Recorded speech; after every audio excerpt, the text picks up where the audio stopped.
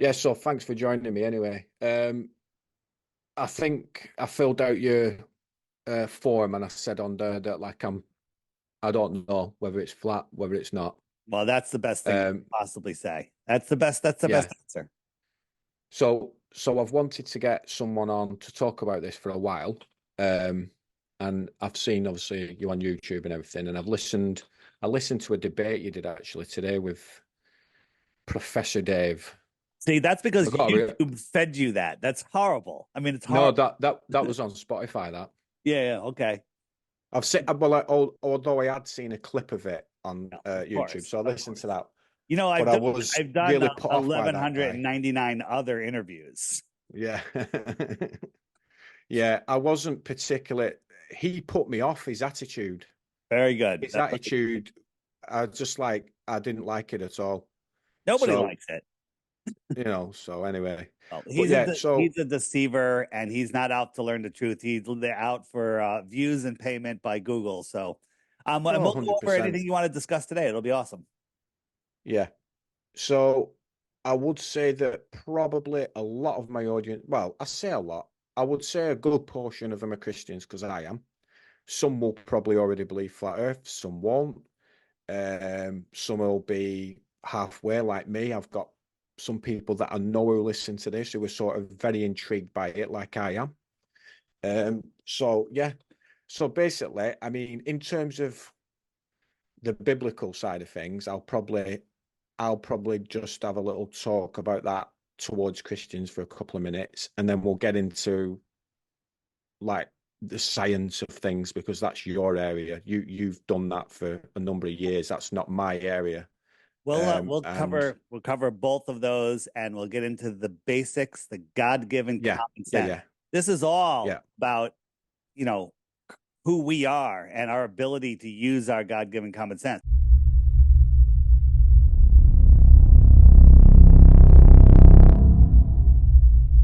David Weiss, aka Flat Earth Dave, welcome to Beyond the Paradigm for the first time. Hey, thanks, Paul. Thanks for having me. Looking forward to this conversation. One of my favorite things. Yeah, yeah, absolutely. Like I said to you, we were just talking a little bit there. I've listened to some of the stuff, some of your interviews you've done. But just for people who possibly may not know who you are and have not looked into Flat Earth previously, can you just tell us a little bit about your background and then what led you to actually do what you're doing now? You know, I always questioned things growing up. I questioned all religions. I just looked into things like, things aren't right with the world. And most of my life, I just was a normal person. And then I started a podcast a long time ago called Deep Inside the Rabbit Hole, looking into some of the deceptions. It all started with the Federal Reserve. What's the Federal Reserve? What's the IRS? What is money? That's where it all started from. And then, jumping way forward, 9/11 happened and other false flags and other hoaxes. And so we did this podcast called Deep Inside the Rabbit Hole. And in the third year, people started sending me flat earth stuff. And I was like, that's too far. I'm sorry. Hey, you want to blow up a marathon? You want to have a fake shooting, a fake airplane crash? I'm happy to talk about that. But flat earth is one step too far. And Mm. I kept banning people from our social media for even suggesting that I watch a 1 minute video. And then finally, somebody who I trust very much said, Dave, you have to look into flat earth, and sent me a couple of videos. And I said, okay, I'm going to look at these. And I'm just going to debunk flat earth and prove the globe and be on with this. Just be done with this. Right. And I watched the videos and I'm like, huh. And it got me thinking and it got me thinking. And, and, and then I realized, wow, after 2 weeks of looking for proofs, and by the way, I went in with a closed mind. I went in with disprove flat earth, prove the globe, and be done with this. That's not what a real curious person should do. It's to say, looking for the truth, show me the evidence. But I went in biased and I came out the other side. We live on a stationary level, topographical, non-rotating plane. There is no debate. It's just how much information can you hide from people? How much can you brainwash them? How much can you scare them? How much can you censor them? The censorship on flat Earth is ridiculous, and nobody leaves flat Earth. Once you see it, you can't unsee it. But the trick that they have is making you not see it. When you when you Google flat Earth, you get like a disc floating in space, right? You know, what is flat Earth? This is flat Earth. This is a balloon at 127,000 feet, right? But if you Google flat Earth, you get this. This is from the Flat Earth Society, right?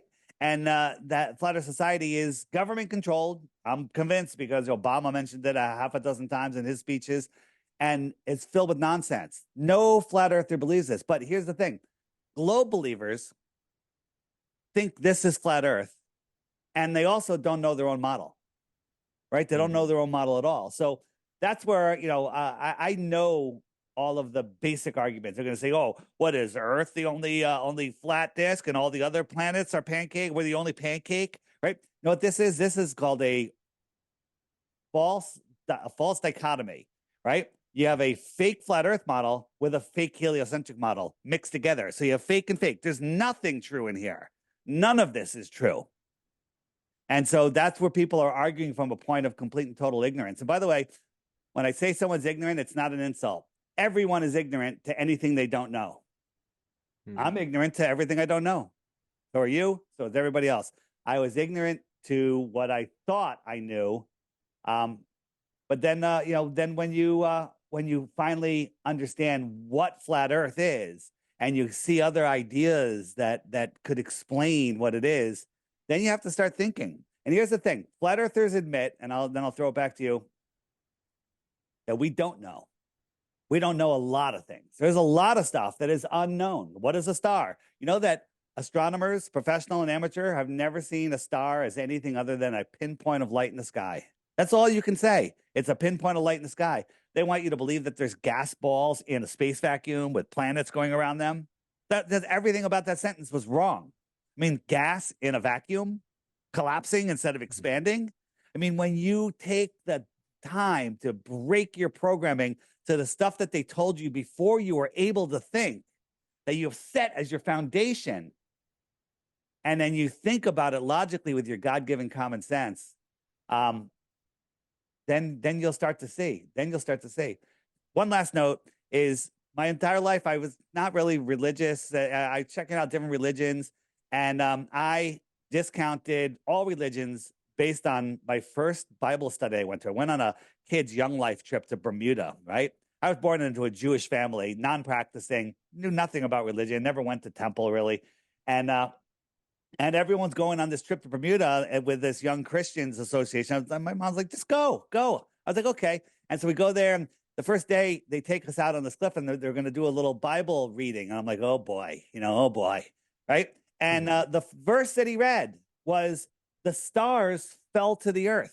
I'm like, Bible's complete nonsense. Stars are, if a house was a star, the earth is a grain of sand. How does that happen? And I discounted religion, all religions, based on that one thing for my entire life until eight years ago, maybe 10 years ago. So wow. There you go. There's a lot. Yeah, I mean, like you said, then you can't come to these things with bias, and I'm sort of in a little process of like deprogramming myself at the moment. I mean, I've been down many rabbit holes over the years. I think it was the UFO phenomena for me first of all. I've been a Christian since 2001. Now, when I've been listening to some of the podcasts you've done, and also I've heard other podcasts regarding flat Earth, one of the claims that some of these Christians make, and I'm not criticizing them as people, is that they say that the Bible teaches flat Earth. Well, it actually doesn't. It doesn't teach flat or globe Earth. It doesn't teach either. And they use certain verses, like one of them that they tend to use is Revelation chapter 7 verse 1, and where it talks about John says, I saw 4 angels standing at the 4 corners of the earth, holding back the 4 winds. Now, in writing this, the Apostle John was using idiomatic language. That's what it was. It was an idiom, 4 corners of the earth, referring to like every distant location on your earth. And we use idioms today. For example, we'll say, because it's the Olympics this year, we'll say like the Olympic athletes have come from the 4 corners of the earth. Now, no one believes that the earth's a square. because if we literally thought it was a square, it was flat and a square, then that would be literal. Um, and you know, the Bible itself is wrote for a specific purpose, and the purpose isn't to tell us what shape the earth is, but it does teach us that God obviously created all things, and like you mentioned about the stars falling and all that. So it does allow for flat earth. I'm not saying it debunks it or it debunks the globe. What I'm simply saying is that a lot of Christians, they use the Bible in a way that it's not meant to be used. Sometimes they quote from the Psalms when it talks about when the earth and all its people quake. This is Psalm 75, verse 3. It is I who hold its pillars firm. It doesn't literally mean the earth's on pillars. The Psalms are, are poems. It's poetical language. It basically means that God is like holding the earth in stability, because God is a spirit, yeah, and he's upholding all things. And it's the same regarding the firmament. And they try to say that the firmament means it's this dome and everything. Well, actually, in the original language, the word is a noun. It's a masculine noun, rakia, which simply means an extended surface or an expanse. Now, in a lot of the more modern translations, I mean, I read the King James Version and it says firmament, but in all the newer versions, it just says heaven or expanse. So that's simply what it's talking about. So I think it's important before we go on. I know, like, the science part of things for you, and I just wanted Christians to understand that the Bible doesn't teach either. It's not saying that it's flat or it's a globe. It doesn't say either, and that's not the purpose of the Bible anyway. I mean, the point is that whether the earth's flat, whether it's a globe, God created it. That's the point. Now, that said, what convinced you? Was there a particular argument that you've seen, or was it a combination of evidence that convinced you it was flat? Well, there's a lot to unravel there, and I'm not the Bible expert for sure, and I actually will get you somebody else that is a Bible expert to come on your show, and you can get deeper into this conversation, which will be interesting. Yeah. But there's two things they want you, either in a religion or in science. Both of those are religions. Okay, science is a religion, but if you are a Christian, then the Bible is everything. If you are not a Christian, the Bible's nothing. Right? So you can't go up to somebody that doesn't believe in God and say, but the Bible says, because then they'll be like, you're crazy. Just leave me alone, you crazy nut. But if you say science, and actual science, not pseudoscience, not just using the word science or using the word physics, right? But actually doing science, that works for everybody. I can show you that I have a rock here and a rock here, and I put both rocks in one hand. I got two rocks in one hand. Religious, science or not, everyone knows that's a fact. Okay. So for me, you know, if somebody came to me at Flat Earth First and saying, oh, yeah, look, it's in the Bible, I would probably have never looked, right? I probably would have never looked. But now I say, well, this proves it. And that also is backed up in the Bible. But Christians will lead and say, the Bible says it, and science backs it up. Either way, they're married together. So during our podcast today, we're going to talk. Things go into three baskets. Only works on a flat Earth, only works on a globe Earth, or works on both. Works on both, right? And you're going to find that nothing goes into that middle basket. Nothing goes into that. And when you go into the Bible, I think that God wants us here where we have to have faith in God. Because if God showed up and said, I'm here, I'm watching over everything, there goes the whole game, right? The whole game is gone, and it's ruined. And there's some verse in the Bible, I should memorize it, but that's not my style, that says, once you see my creation, you can no longer deny my existence. Once you discover that we don't live on a spinning ball, that the earth is intelligently designed, you have no choice but to deny the creator. In a heliocentric model, you could say there was a big bang, out of nothing came everything, ridiculous, or God did it. Either way. But on a flat earth, there's only a creator. That's the only choice you have. And if you look, I was watching a debate the other day, and the guy said, there's a lot of flat earthers that are atheists. No, there's zero. There's zero flat earthers that don't believe in a creator, because you can't understand that the earth is intelligently designed and say there's no creator, because that's the definition of intelligently designed, right? Yeah. So there's a lot of things in the Bible that are fascinating. The earth takes shape like clay under a seal. That's interesting. You know, the first page of the Bible, Genesis, says God separated the waters from the waters and created the firmament. And you know, if you look into Werner von Braun, the head of NASA, Nazi scientist brought over, his gravestone also says the Psalms 19:1 on it, and that means the heavens declare the glory of God, in the firmament, which you brought up, showeth his handiwork. And in the 1959 or 58 Encyclopedia Americana, in the section on Antarctica, it talks about the firmament and the dome in Antarctica at 85 degrees south. So, you know, there's so many things. You know, the earth is stationary, it shall not be moved. There's like 200 verses in the Bible that suggest a flat earth. The only one in the Bible that suggests a globe earth from a glober's point of view is Isaiah, talking about the circle of the earth. But if you look up the definition of a circle is a line on a plane, the flat surface, where all the points on the line are equidistant from a center point. That's a circle. I can draw a circle on my floor. It doesn't make it a sphere. So it can mean horizon as well. That actual verse that you're quoting there, it could be translated as horizon. So it doesn't teach a globe earth. That's what I was saying. It doesn't horizontal eye zone. Eye zone. Okay, the horizontal eye zone. So you understand, with globe or flat, we can only see a certain distance. Where are you? Are you in the United States? No, I'm in the UK.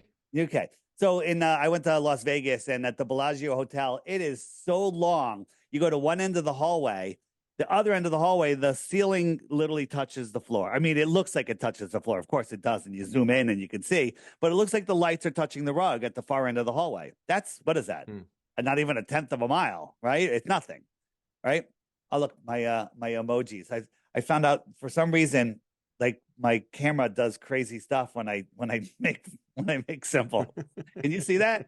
Yeah. That's crazy, right? That's something new. I don't even know how to turn it off. So that's called, with that point where the sky meets the ground. That's your horizontal eye zone, the horizon. A lot of people say, well, that's not what horizon means. That's what it means to me. So we're going to look into that. I think the horizon is a good one to get into, because the number one proof that people have that the earth is a globe is boats over the horizon, can't see the bottoms of buildings, the bottoms of mountains. And what else? What else is there? The movement of the stars, going in different directions, seeing different stars. So we'll go anywhere where you want to go. Where do you want to go? Well, first of all, what would you say to someone? What about GPS and satellite? So you get people going, well, you know, we've got satellites and GPS. I mean, just so you know, I don't trust anything NASA says. I don't believe we've been to the moon, and I don't believe there's an international space station. I mean, they're basically flying around on wires. So I'm with you on that, because I know that's probably right. And who's in charge of all the satellites? NASA. Do you know that NASA controls all of the helium in the world? And NASA admits that there's tens of thousands of satellites hanging on balloons. Right. And people think that they're using their cell phones, that they're using satellites. No, they're not. We're connected on an undersea cable. And I don't even know when those were put in there. I think some of them were here hundreds of years ago. Okay. But they don't want us to know about our history. When you start looking into our history, that's a rabbit hole that's so deep that you just dive in head first, and you won't ever hit the bottom. So this is Starlink. Have you seen Starlink cross over your head yet? No, I haven't. So you know what Starlink is, right? The Elon Musk's little satellites he's putting up there, right? So I've seen this with my own eyes, so it's real, right? But let's do some logical thinking here. Let's do some. So when you see these, they look really low, but they're satellites. They're really high. Okay. So let me ask you a question. This is a 747. And this is a 747 at altitude, right? Now, it's picture so small, you really can't even see it. But when you look up at an airplane at altitude, you can see the airplane, right? You can see the wings, you can see the tail, right? But can you see the engines? No. right. Sometimes maybe you could like, oh, I Maybe think depend. because Yeah. I know where they are, right? So Hmm. the engines, see what I have here. So that's about 7 miles high. 7 miles high. That gigantic plane. Now, do you see this guy right here? There's a man standing right there. Yeah. Right? So you didn't even see him before, right? That's how big this airplane No. is. But at 7 miles high, it's tiny. So Hmm. a Starlink satellite is about the size of a school desk, a desk. Let's just say a regular, a desk at home. So you can probably fit 10 or 20 of them inside that engine. Hmm. See where I'm going here? Okay. Yeah. So you can't see that engine, but for some crazy reason, we could see these satellites. And guess how high Starlink satellites are? Are they 7 miles high? If that airplane was double the height, 14 miles high, could you even see it? You couldn't even see the airplane, right? No. No. Okay. These satellites, these alleged satellites are 350 miles up on the size of a school desk. Now, does that tell us what they are? No, it does not. This is some big deception. I don't know if Mm. it's just a light show to convince people the earth is a globe, to convince people of all sorts of stuff, right? This is provably now, again, falsification is independent of replacement. I just proved that these are not school desks at 350 miles up, let alone 7 miles up, right? I just proved that. So I don't have to replace it. I think that they're drones. There's something being dragged by another airplane. They're on the bottom of a giant airship that we can't see. And several people have reported when they see it, if they're in a rural area and they see it, they hear a jet fighter way ahead of it and they hear a jet fighter way behind it. To me, I think those are like military planes saying, hey, some Bob and his Cessna, like, hey, what are those lights? I'm going to head over there and they'll stop them. They don't want anybody interfering with this deception. This is a deception. So, but Dave, I have Starlink service. I could be on my boat with Wi-Fi service. How does it work then if they're not real? Well, I have the answer to that. Okay. So these are supposedly, hold on, this is not what I wanted to show you. I don't think. Hold on a second. All right. So these are cell towers. When you're driving down the road, you're relaying from tower to tower to tower, right? I talked to my phone from, for 100 miles. I was on the call for 100 miles. I must have gone, how many towers did I go to? I don't know, but I transferred from tower to tower without even noticing it, right? So let me ask you a question. If I was, I'm moving along and here's a tower and jump forward here. So you got tower. Whoops.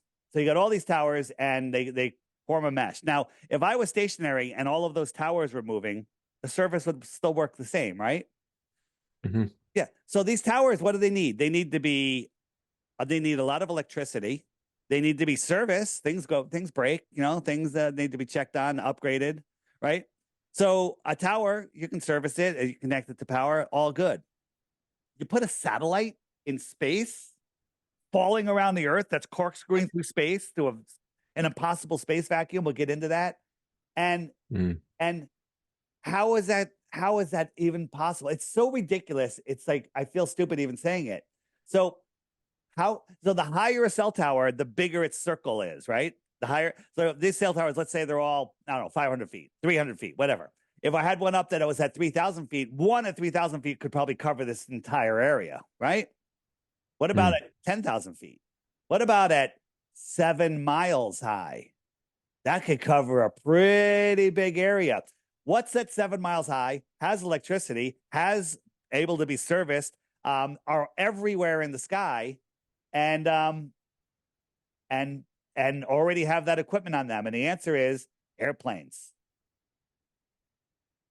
Yeah. Airplanes. So you have your satellite phone or your service. It's either going to connect to the closest tower, or if there's no tower, it's going to connect to a plane that's going to relay it to another tower. That's it. If they're not doing that, they're being irresponsible, because that is the cheapest, best, easiest way to do it. Right? And so people are like, well, I don't believe that there's satellites. There's the Google Loon program. They admit this, but they don't tell you about it. These satellites can weigh up to 8,000 pounds. They could stay up there for over a year, maybe even longer. They don't tell us. And so I don't even think that most of the services that we use even use anything in the air. It's all done tower-based. It's all done on the ground. It's all done. Well, the tower, you can't communicate across the ocean because of the curve of the earth. No, they did that. They've done microwave transmissions across the oceans. And all of that is being hidden from us. So there's your satellite answer. And then, these satellites are crashing are all over the earth. There's what I want. Satellites are crashing all over the earth. And one thing they all have in common, they all have balloons attached to them. They all have giant balloons everywhere. These satellites are coming down. They all have balloons. Yeah, I've thought about that when you were mentioning there about them being, obviously they're in orbit, and you talk about like who's going to service them. And it's just, excuse me. So let's talk about them being in orbit. We just say, we're just convinced that an orbit is a real thing, right? So this is what they teach us in school. This first model, right? The sun's here, stationary, and we're going around, but that's not really what it is. The sun's moving at 500,000 miles per hour. We're orbiting at 66,000 miles an hour. We're spinning at 1,000 miles an hour, right? So we're spinning at 1,000 miles an hour. So you got a satellite. How far out are they? 2,200 miles, 2,000 miles out, whatever they are. How's that satellite going to stay over the same piece of land as the Earth is spinning, as it's orbiting 66,000 miles an hour, chasing the sun at 500,000 miles per hour, right? All of these motions are going on, and you don't feel them or sense them. Let me just put that into context. This is the hypersonic sled track. I think it's run by NASA. Did you see that? If you look it up on YouTube with sound, it's shocking. It just goes by. The shock wave is incredible. It's going by at Mach 6.8, right? 6.8 times the speed of sound. Can't even see it, okay? Watching it, you can hardly fathom that speed. But could you fathom twice that speed? No. Sure. Right. No, you have to believe that we live on a lumpy rock surrounded by curved water. 71% of it's covered by water. Surrounded by air adjacent to a void. All of these things are impossible. Traveling around the sun 10 times faster than this and chasing the sun 100 times faster than that. All of them in curved trajectories. So you can't say, well, on an airplane, I could drink a glass of water and I can go to the bathroom. You want to compare the airplane to the slowest speed, which is the spin of the Earth. You have to double the speed of the airplane. You have to remove the outer shell of the airplane, and you have to nosedive at 1 mile per minute to follow the curve. Let me know how your drink's going, and don't even bother going to the bathroom because you already went. Yeah. I remember when we have Sky Television over here, and it used to be a satellite dish. It's now not. It's streaming TV now called Sky Glass. But I remember when the engineer used to come out, and they used to say that there was like lining up the satellite dish with the satellite. And I used to, and when you mentioned there, and I thought, how are they lining it up if we're spinning around? Like, how are they lining this little dish on the side of your house? I have something to tell you about that. But first, this is NASA. This is what the Rockefeller textbooks teach us. This is what they want us to believe, this insanity in that corkscrewing spiral universe. But what doesn't lie? Men lie, NASA lies, everyone lies, nature doesn't lie, right? This is what they want you to believe, but this is what we observe. This is what we observe, right? Which one, what does this tell you? Let your God-given common sense tell you. This is moving, twirling, and whirling at speed you can't comprehend, or is it perfectly stationary, just like the Bible says? Absolutely stationary. Right. Look at this. No convexity to that water, right? Water convexes. Well, the Earth is so big, David, you can't see the curvature, but boats go over the horizon. You know that On a globe 24,901 miles around, all of you globe believers didn't even know that. That's the circumference of your world. That at just 3 miles, there's 6 feet of curvature. So if you are standing at the edge of perfectly calm water, perfectly calm, at 3 miles out, you couldn't see the surface of the water anymore because it's dropping below a physical curve. But we all, with our naked eyes, let alone our optics of today, our telephoto optics, have seen way farther than that. And if there's any waves on here at all, forget it. It'll make your horizon closer. And if you sat down, the horizon's only a mile and a half away, not even. Okay. But I could sit down and look across 7 or 8 miles of water and see people sitting on a beach. Yeah. So they want you to believe that the earth is so big you can't see curvature, but they want you to believe that both go over the horizon. And then when you look at the actual math of where the physical horizon would be, that a globe earth requires a physical curve. This is a physical curve. You cannot see my mouth because it's behind a physical curve. If you zoomed in, you still couldn't see my mouth because there's a physical curve. But the thing is, we can zoom in on things and see them way beyond where we should be able to see them. For example, let me show you. So this is, here we go. So just so you understand, the horizontal eye zone is where the sky and the ground meet. Now, are my hands really touching if this was perspective? No, they're still this far apart, but in the distance, everything compresses into your horizontal eye zone.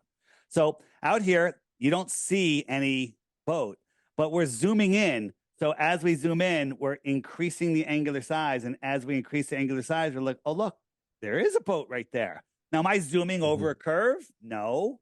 Now, look, you see the bottom of the boat. Now, my finger can't hide the bottom of that boat. But if my finger was a wave in the foreground, it could hide the entire boat. And you would think that's at eye level, but the boat's gone. So there's your boat over the horizon, zooming it in. But Dave, you can't zoom the sun back in. Totally different thing. We'll get into that in a little bit, right? So that's that. Let me show you something else too while we're on this topic.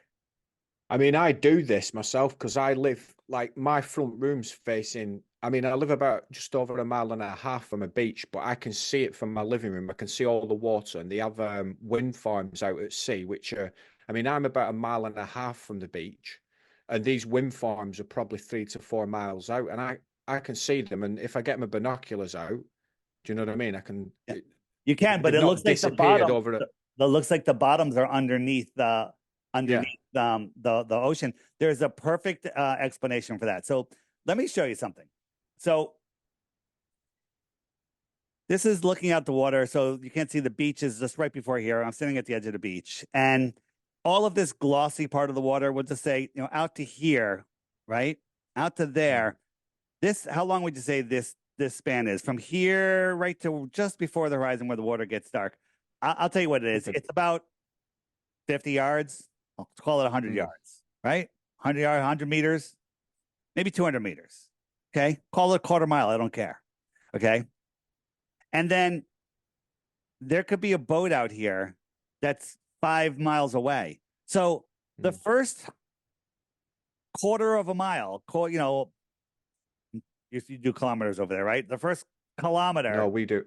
I do miles. All right, great. We do miles. First quarter of a mile. Europeans, they do kilometers. Takes up 95% of my field. So look, from here to here, let's say that's 100 yards, right? From there to there, that's another 100 yards.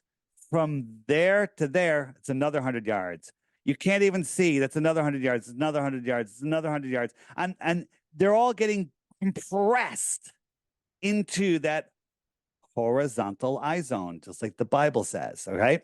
So looking at an orthographic view, right? So if I'm over here where I'm standing, I'm looking at this boat, right? Here's a half a mile, whatever it is. Let's call this 1 mile, right? The boat, from my point of view, is going to get smaller. And then from the side point of view, nobody sees orthographically like we're looking at it. that's another mile, right? And that's another mile, and that's another mile, and that's another mile, and that's another mile. And between this yellow line and the edge of the paper, you could probably fit 15 more miles in there because it's all compressed. So that boat is going to disappear. And if there is a 3-foot wave right here, that boat's going to just shrink and not appear to get any farther, because every time you move it a mile farther, it's not any farther in your visual range, because your visual range has already compressed it into that little tiny line. So this little tiny segment from this yellow line to the edge of the paper, the edge of the screen here, that is the same as 10 of these, but it's all right there. So, so the water does that. You have all of these segments. Each one of them is the same, but it's all compressed in there. And the sky does the same thing. So this segment is the same as that, is the same as that, is the same as that, is the same as that. And it all compresses. Now, if I zoomed in, all of those would open up. They would all open up. Okay. So here I got a 6-foot guy and a 3-foot block, right? And he's standing right next to it. You can look over, you can see, what? There are the balloons again. I don't know how to turn that off. Right? I did. Ready? I'm going to make a symbol. Everyone's going to go, he's a shill. I go like this, and I think it does lasers. I don't know. Somebody tell me how to turn that off. I don't even know what's doing it. Zoom or OBS. I don't know. All right. So look at the distance. So if this is 3 feet tall, that's about 3 feet across the bottom, right? 3 feet. You can see so the water for the 3 feet beyond this block is blocked from his vision, but anything beyond 3 feet is there, right? Is visible. So he can see all of the water out here, right? This is very discerning. All right, so now I slide that block out, and you see how much bigger this area got? It gets much bigger. And so I can't see the water until all the way out here. Why do I look like I have double hands? Hold on a second. I don't know how to. All right, I'm doubled for some reason, but I have to figure that out. What is going on here? Oh, well, there's one. Okay, we'll just go with that. See if that works. So that gets, what the hell is going on? All right, so now I'm behind it. Hold on. Sorry about that. I'm just gonna have to deal with it. All right, so I can see that. So I move it out a little farther, and you see what's happening here? This line is becoming, so now I made it much smaller. So I keep moving that block out. Now that block is still only 3 feet. I move it out farther. Right? So the amount of space before that line is going to touch the water is massive. But in my visual space, it's not going any farther because it's all already compressed into that line. So this 3-foot wave can block a cruise ship. You get it? Yeah. Yeah. So there you go. I got to see what's going on. What about Polaris? Because that's important, isn't it, for flat Earth, I believe. Tell us about it. Yeah, so all of the stars in the sky appear to circle around Polaris. And they tell us that's because we're spinning, and Polaris just happens to line up with our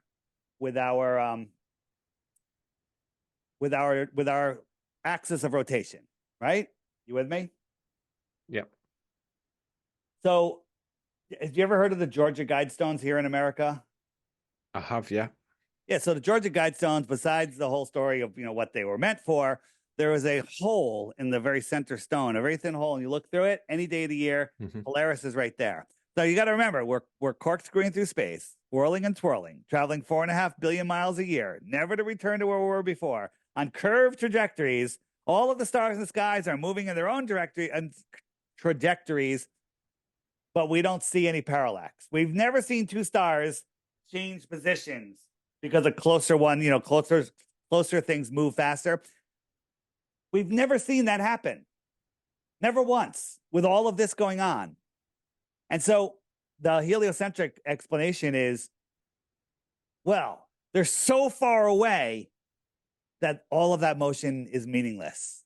So far away that 4.5 billion miles a year, for hundreds of thousands and millions of years, doesn't change anything. Oh, well, we used to have a different North Star. 2,000 years ago, we had Thuban, right? And the pyramids that have the shaft in Giza, they used to point towards Thuban, and now they point towards Polaris. And you just don't notice that we're moving because we're moving so slow, and it has to do with the wobble of the Earth. The wobble of the Earth will change where it's pointing. So, okay. So the great year is 26,000 years. 1 degree per year is 1 degree is 76 years, right? So the sun, so the pole is shifting 1 degree every 76 years. So let's wait 76 years and see if it shifts. By then, we're kind of going to get distracted, I bet, and be thinking about something else. However, the Georgia Guidestones, they were lined up with Polaris, and they were up for over 40 years, and Polaris never moved. Now, 1 degree in the sky is 3 moon winds. If you lined up 3 full moons, that's 1 degree. So in 40 years, that's more than a half a degree. Polaris would have been far out of that hole, but it was still there. And we started making videos about it, and they started going viral. And then did you hear what happened?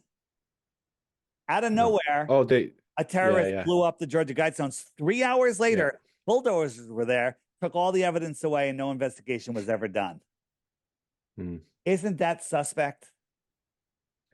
Oh, definitely, yeah. So there's. I mean, I seen that on TikTok. That's where I first sort of seen some flat Earth stuff, because I'm not. Before I sort of looked into it, I wasn't going to sit there and watch a 2-hour video, but I watched videos that were like a couple of minutes, and that was one of them that I seen regarding Polaris, how it was lined up with the Georgia Guidestones, and like you said, it's not moved. They can claim anything they want about the shaft and the pyramid used to point towards a different star. How are you going to prove them wrong? Weren't there. Georgia Guidestones prove it beyond a shadow of a doubt, but now they're gone. And now people are just going to be, it's going to be memory hold, right? Yeah. You have to wonder. Now, are you, you're in England, you said? Well, no, I'm from England. I actually now live in Wales. So I'm about not far from English border though. Is that anywhere near I live on the coast. You ever go to Stonehenge? I'm actually going this year. I'm going next month because on my way to Southampton this year. I am going past Salisbury, so I'm going there. So the story of Stonehenge is complete and total nonsense. It was built in the 1950s. I'm going to jump forward here. This is video of the construction of the Georgia Guidestones in the 1950s. Not the Georgia, I mean the Stonehenge. Sorry. Stonehenge. Yeah. Just jump forward. This is them building it. Now, there was some old pyramid there, but they took not pyramid, sculpture there or monument. They took the stones off-site, planned this whole thing. I don't even know if they're the same stones, and the whole thing was built in the 1950s. So, what does that mean? It means they're lying to you. It means they're lying to you, and you can never, ever trust them. Okay? Definitely. Yeah. That's one of the thrusts of this podcast, is that, basically everything we've been told is a lie. And what I always say on here is, as a Christian, what you've got to understand is, and anyone needs to understand this, Jesus himself told us that the devil is the god of this world with a small g, temporarily. But he says that he's the god of this world and he's the father of lies. And when he speaks a lie, he speaks his natural language because there's no truth in him. So isn't surprising that everything in this world that he's running temporarily at this moment in time is a lie. So people shouldn't be shocked if things like this are a lie, and everything, the history's all been falsified. Yeah, 100%. So for those of you that haven't tuned out yet and have an open mind and are curious what's going on, God bless you. Thank you for being here. I offer 3 Bitcoins for 1 globe proof. That just helps motivate a lot of people because of, everything runs on money. I'm offering 3 Bitcoins for 1 proof of the globe. If you think I'm crazy, If you think he's nuts for having me on and are ready to unsubscribe, why don't you collect the 3 Bitcoins? It's very easy. One globe proof. The problem is, if you Google my name, Flat Earth, if you Google my name, you're going to end up at Professor Dave's video. And luckily, you have a sharp enough mind that say, wow, this guy, first, he's not a professor. He's a failed musician that calls himself a professor. But something's wrong with that. And it struck your curiosity. I talk about that a lot where Google pushes that video when you search Flat Earth, even without my name, it comes up as like one of the top hits because they think that destroyed Flat Earth. It actually is waking up more people than most videos because people are watching and go like, why did he act that way? Now you're talking to me. Now I'm going to show you some places to look, right? My website, flatearthdave.com. There's tons of free stuff on there. I have an app. The app is amazing, right? And every day, yeah, you have the app. Awesome. I've got it. Every day there's a new featured video. Just so every morning while you're having your cup of tea, hit that video and watch the video and watch the videos that come after it. There you go. Nice work. You have a referral code. Let people use your referral code, get some points because you're going to earn crypto for that very, very soon. Yeah, I'll do that. I've just got it yesterday. Actually, started looking at it. So let me show you. Let me show you. Made. So if you hit the handshake button, right? You don't have to do it right now, but check it out.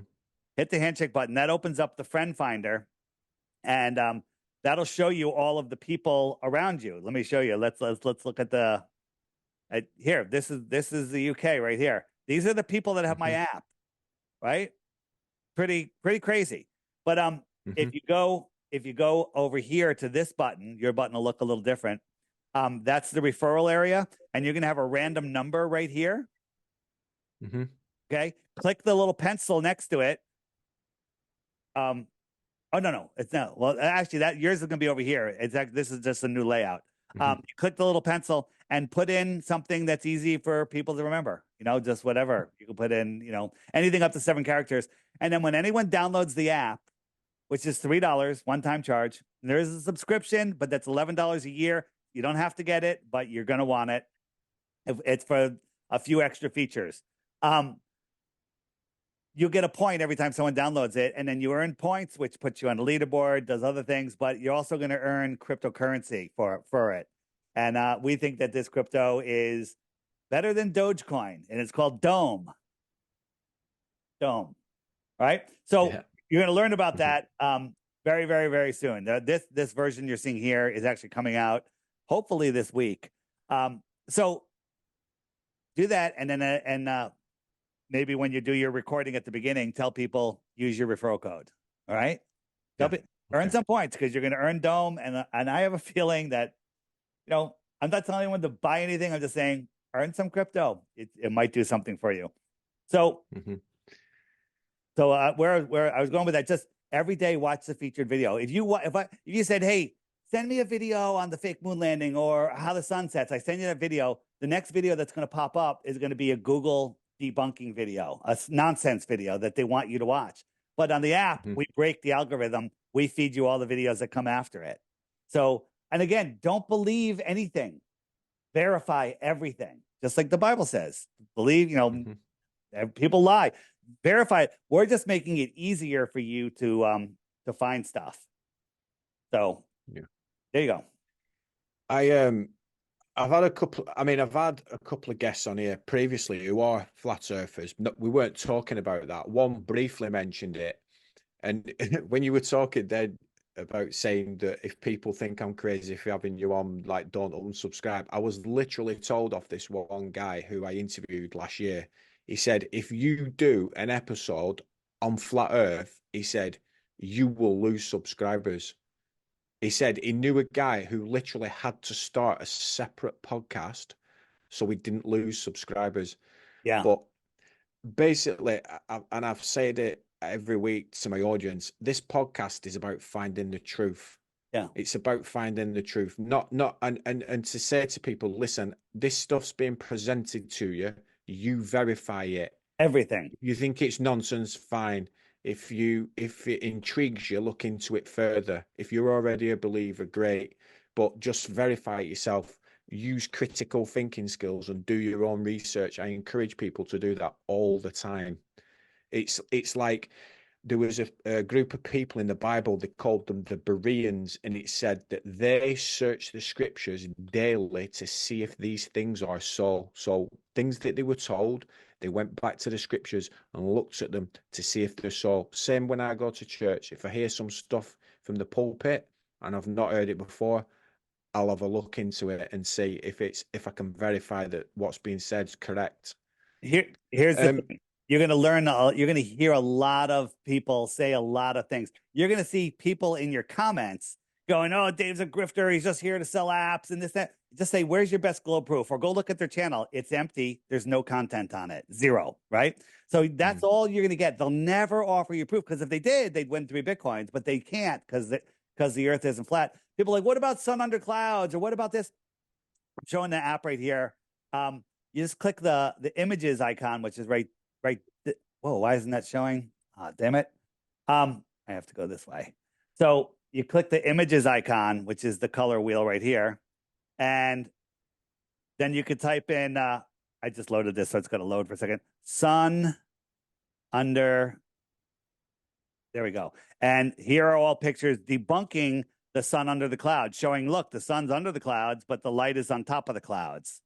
And so anything you want is, you can find the images, the memes, the information.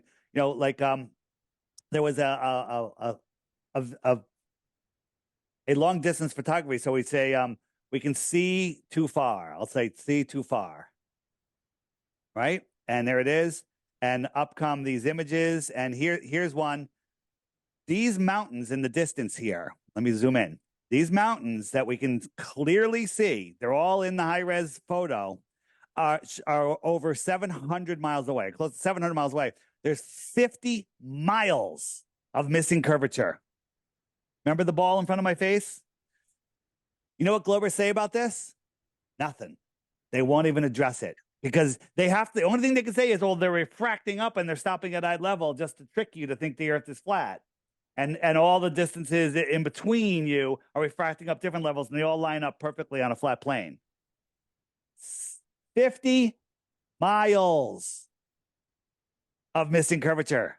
50 miles of missing curvature.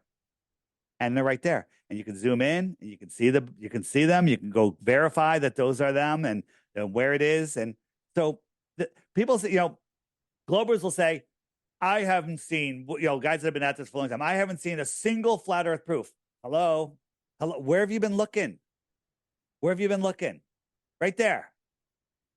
Right? There's 0 globe proofs. Every test in history for axial rotation or curvature has shown the opposite, right? Scientists say, well, you can't prove that the stars and the lights in the sky are moving around us, or we're moving, the sun is moving, or we're moving around the sun. You can't tell, but they teach you in school that it's a fact that we're going around the sun.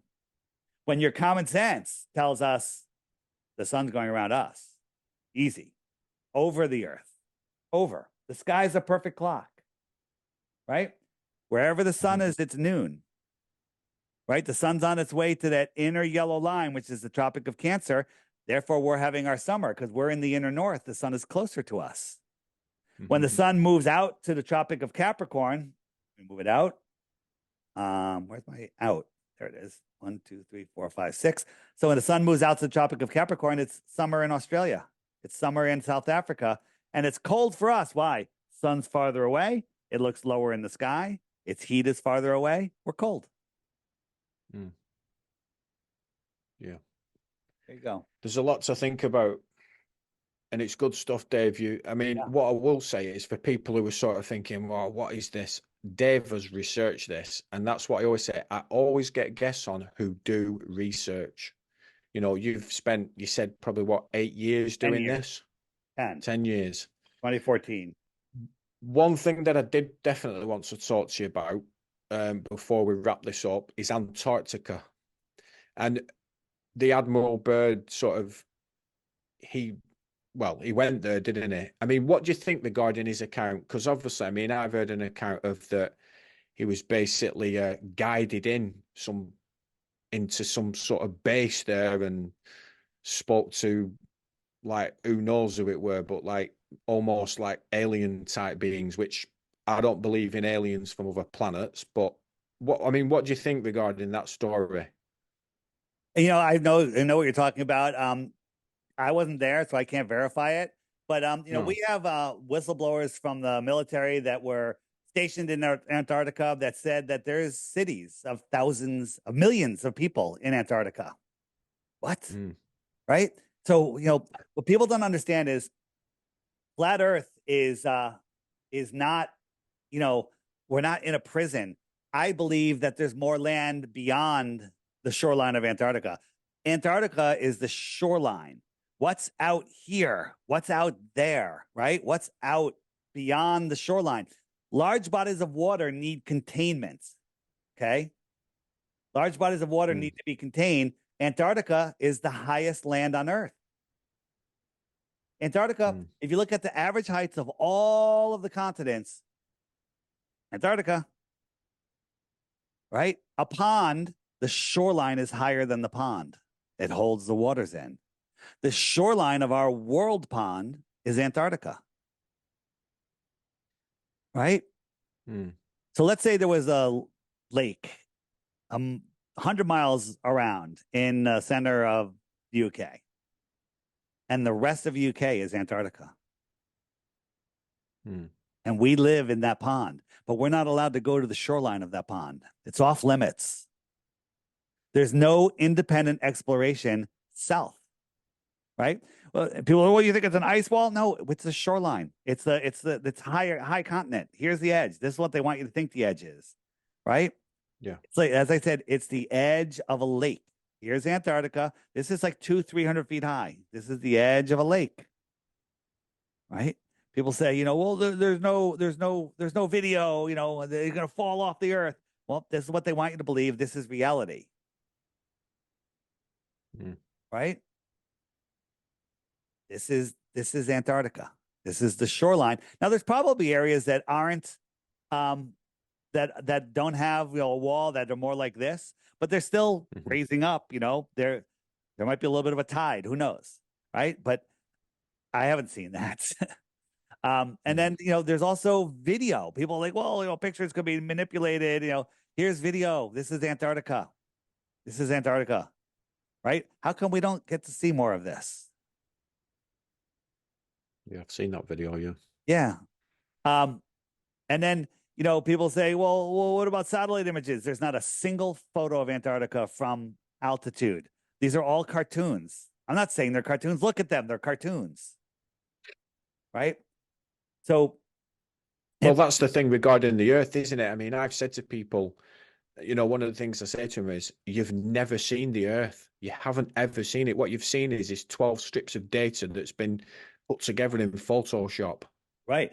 This is Admiral Byrd's ticker tape parade. He went down there, Project High Jump, high jump. He said he went out, he found land beyond the South Pole, bigger than the United States, that no human has ever set eyes upon, filled with resources. Now, in a time where the world is fighting over resources, all wars are fought over resources and power and money, right?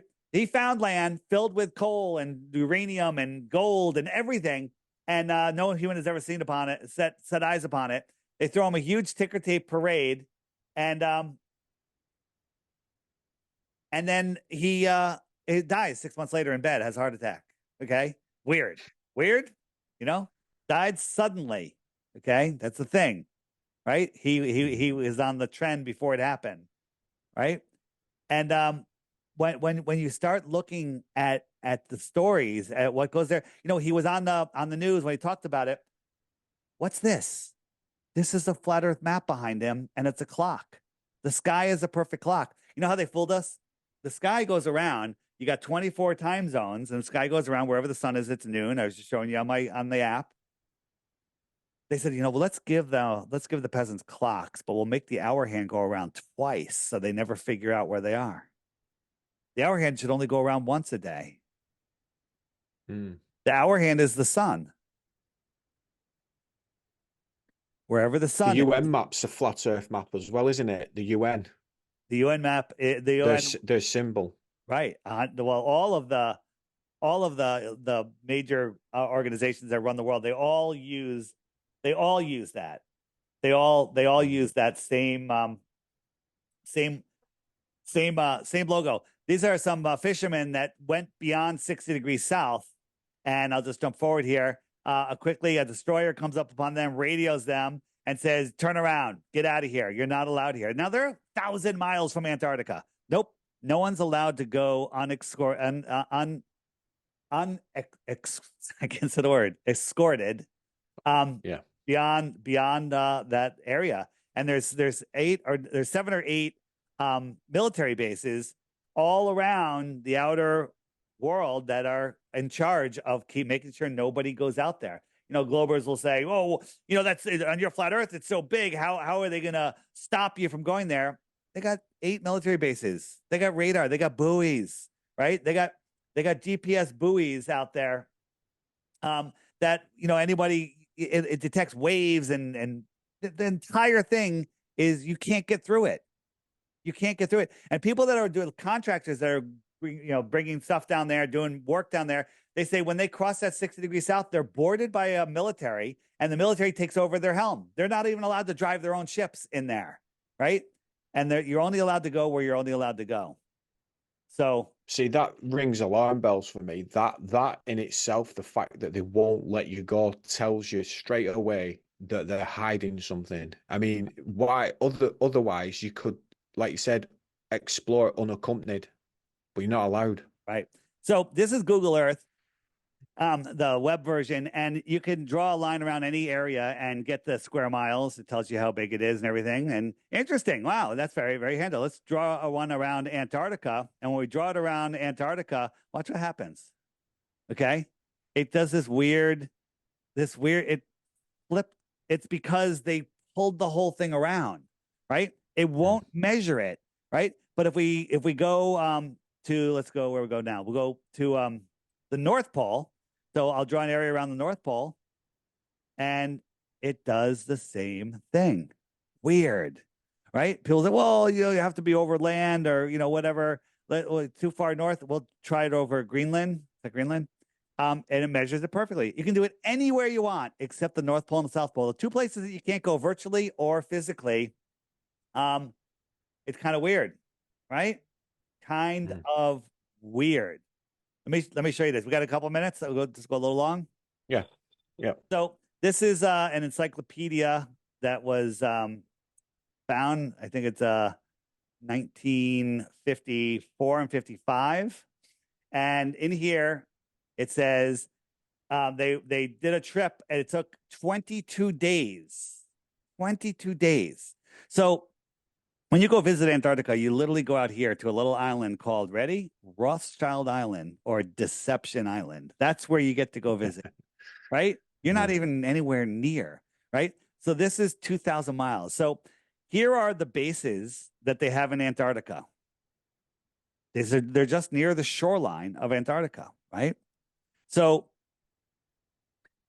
the airplane went from 1 stop, 2 stops, 3 stops, 4 stops, 22 days. That makes more sense. Antarctica is only like 10, 12,000 miles around. If it's a continent, this is more like 60, 70,000 miles, right? So, whoops. Was that the end of it? So, okay. So, and it said the expedition made extensive flights covering all of the Antarctic coasts. Why the coasts? Why don't they ever cross the South Pole, the center? Right? This is what they did. They took our map and they wrapped it around a sphere. And they say that we took the sphere and flattened it out to make a map when this is what they did. And you're not allowed to go explore here. You can go to the edge, which is really the edge of our pond, but there's no photos of this from outer space.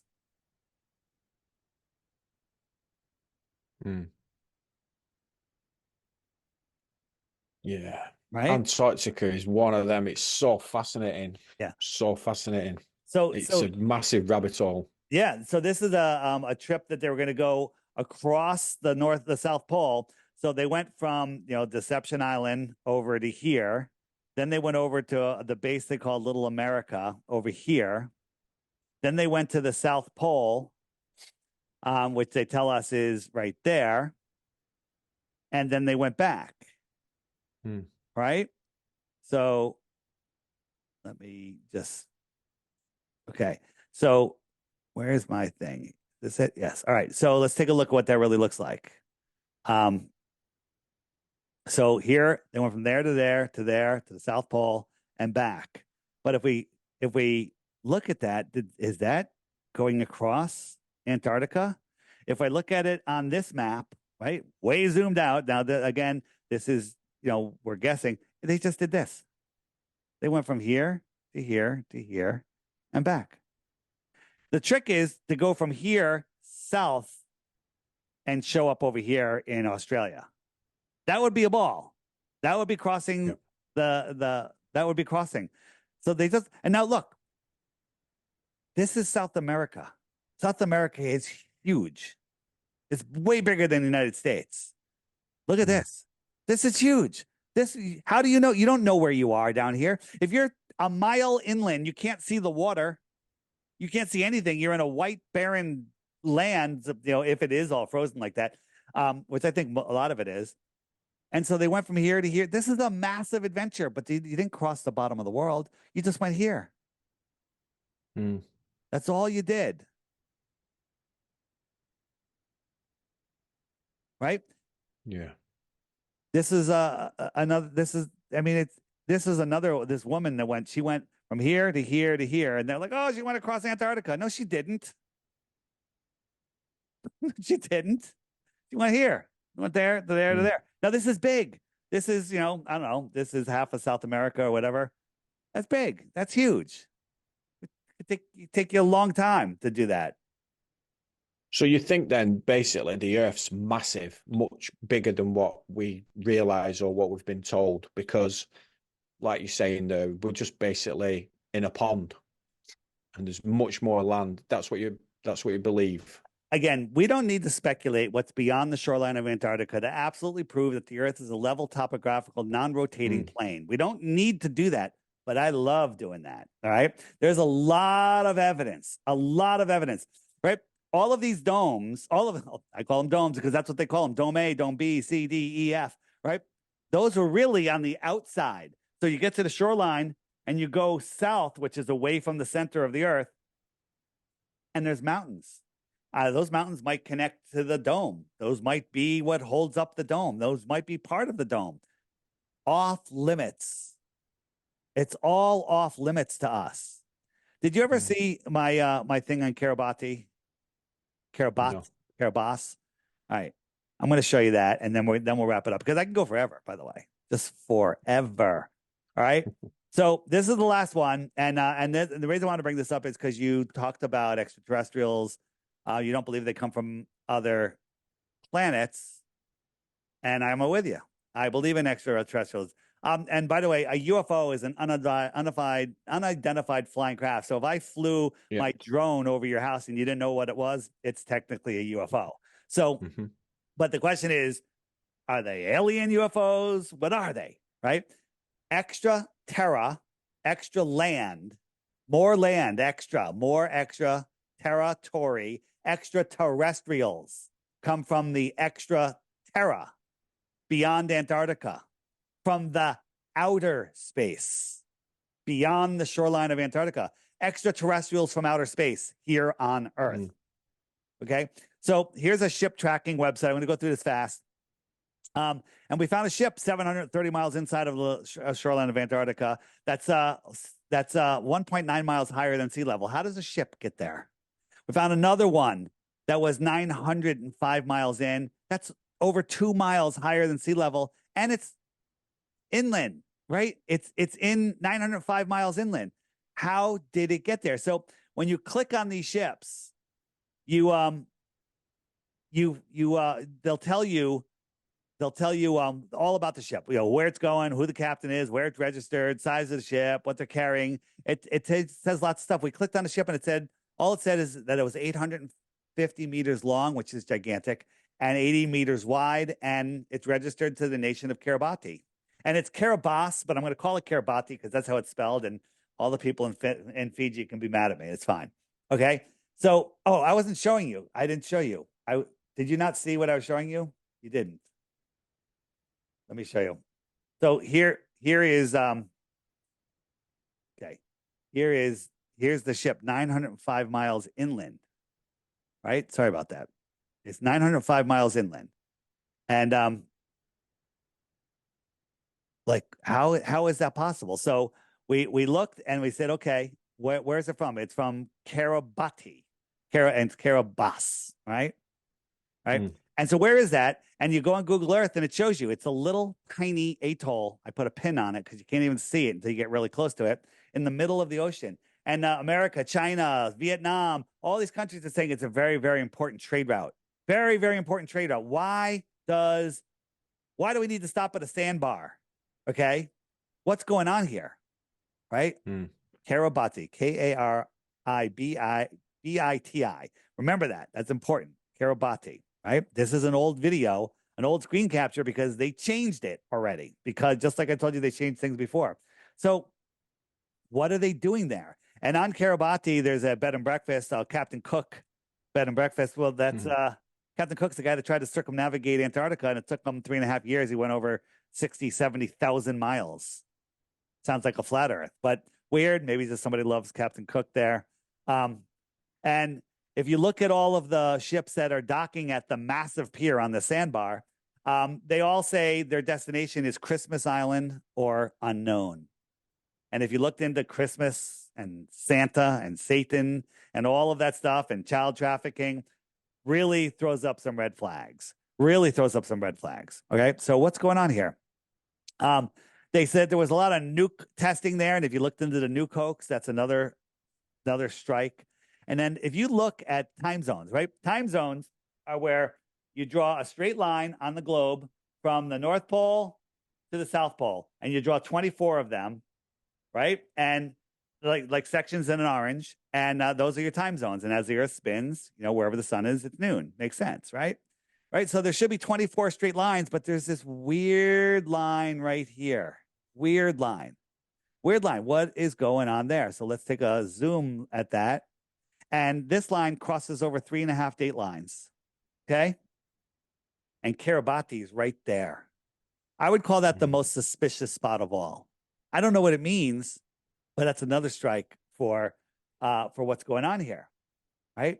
And then if you Google Kiribati now, right, it brings you to this island. What's going on there? Like that just changed. And Kiribati is all the way over here, and they changed the name. It's now Karamati. What happened? I don't know if you can see that there. It's now Kertamati. And they changed it again. That tells us something suspicious. Another thing is the globe time zones make perfect sense. Did you know that there's 19 time zones in the north, 24 between the tropics, and 32 in the south? No. They don't teach you that in school. They say it's for political reasons. No, it's because when you wrap them around a globe, you lose time zones in the south. Right. So it's all to keep you confused. Right. It's all to keep you confused. Now, people say when you live on a ball, any place that's beyond the limits of the ball is assumed to be another dimension or folding of space-time. They came through space-time, coolest thing ever, or whatever, right? When in reality, it could be much, much simpler. So here's a map that was found, published in a Hawaiian newspaper in 1910, shows all of these continents out here. Okay. Now let's look here. Here's South America. Let's say they took you on a boat to Antarctica and you went right here, right to the middle of this landmass. Now look at the little middle, this landmass. This landmass is bigger than Canada, UK, and Mexico combined. It's gigantic. So if they pulled you up there and said you're at Antarctica, what are you going to say? No, I'm not. How are you going to, this is massive. You're not going to know. You're not going to know where the heck you are. No. What if Kiribati, this is a trade route. Out here are other civilizations, advanced civilizations, right? Advanced civilizations here on Earth. Now, the closest star is 25 trillion miles away. That's what they tell us, right? 25 trillion miles. You and I get into a ship going a mile per second for 1 trillion seconds. We've gone 1 trillion miles, a mile per second. No one's ever gone that fast. 1 trillion seconds. You know how long that is? I've got a clue. Take a guess. I'll give you a Bitcoin if you guess it within a day. It's a bit longer than that. Well, guess if you guess within 1 day. Okay, within a week. 1 trillion seconds. 1 trillion seconds. Yeah. Oh, Just take a wild guess. You're not going to get 10 years. very, very close. 31,000 years. Okay. So why did I tell you that? 1 trillion seconds is 31,000 years. That tells you how big a trillion is, right? Yeah. The Earth hasn't been here for 1 trillion seconds, according to the mainstream, right? Maybe no, it's been here for millions of years. Sorry. 31,000 years. So we have to do that 24 more times to get to the closest star and find out, oh, gee, there's nothing on this planet. We have to go to another star, which is 100 times farther than that one. Okay. Outer space is ridiculous. The outer space is not ridiculous. If I go here, whoops, I'm clicking on it. If I go here and I click and I type in map, let's see, maps, let's see what we got here. What if the world is set up like this? What if we live here in the center? That ring is Antarctica, and out here are some outer lands. What if? I don't know. I don't know. But there's a lot of evidence pointing to other lands. And if you really want to expand it, this is an interesting map. We live at the center here, and these are other worlds, just tens of thousands of miles away, hundreds of thousands of miles, 100,000 miles. It's just short, nothing. These are other worlds here on a flat Earth. Now, I don't know if this is true. This is just something that we're speculating about. And whoops, lost my connection there. That's all right. Come on, come back. Well, it'll come back. Hopefully it'll come back. There we go. So what if that's it? Listen, if you want to believe in extraterrestrials, flat Earth is the way to go. Because think about this. If you live just beyond Antarctica on those lands, you could come here, abduct somebody, do your anal probing or whatever you got to do and make it home in time to have dinner with the alien kids, right? In the app, there's a books section, and if you scroll over to more land, there's a whole bunch of books in here that are awesome. Iron Republic, I highly recommend. The Navigator Across the Ice Wall, amazing. Read these books. Don't believe anything. Think. Right? In the 1800s, late 1800s, there was a New York politician that just got sick and tired of tyranny. No, got sick and tired of politics and everything. Sold his house, had a bunch of money, bought a big ship, went to Antarctica, found some opening, went through, came out. They're out at sea. The stars are different. They couldn't figure out where they were. They were lost at sea for a couple of months. And then finally they found a land and they saw a city and they pulled up. And in the morning, they waited till dawn. A boat came out and greeted them. They're like, hey, welcome. You're at the Iron Republic. They're like, where's that? He's like, well, it's on the other side of Antarctica, about the same distance as the United States. And he ended up staying there for 10 years. Got married. I think his wife died, and he finally got distraught, and he got his ship back, and he went back to Florida and told the story. Now, whether that's true or not, it rings true to me. In the 1800s, they were talking about more land, more civilizations beyond Antarctica, right? People, we've known the Earth is a globe for 2,000 years. No, we haven't. Eratosthenes, not going to get into it, proves the Earth is flat. If you ask me, I could show you. There's all sorts of stuff, but I interviewed a woman named Ruth in 2020, 102 years old, and she was taught flat Earth here in school in America, public school. We found people that in the 1950s that said that they were taught flat Earth and globe Earth in school because they didn't know. So this whole thing about we've known for 2,000 years is nonsense. Eratosthenes, even if that experiment was done, does not prove the globe. It works perfectly the same way on a flat Earth. If you want to learn more about that, on the app, the Flat Earth Sun, Moon, and Zodiac Clock app. You can find it at flatearthdave.com. You hit the question mark button, and here are all the questions you're going to ask. And one of them is sticks and shadows right there. All of the videos breaking that down. You know, why the lie? That's the best one. Let's finish with that. Why the lie? Basically, they're hiding God. They're hiding your true divinity. They're hiding more resources. They're hiding your true power. They're hiding the fact that government, govern, control, meant is the mind, is nonsense. It's a belief system, right? They're hiding the fact that we are here, inheritors of this world by God, living in natural law, and they're making up a whole bunch of other laws. And they can't have it where we believe in a creator, because they would have to make laws that abided by natural law, the God's law. But if they have us living in their fake satanic ball world, if we're playing on their ball field, we have to abide by their rules. And once you unplug from that matrix and start seeing the real world and take your power back, well, what difference does it make, Dave? I still have to go to work on Monday.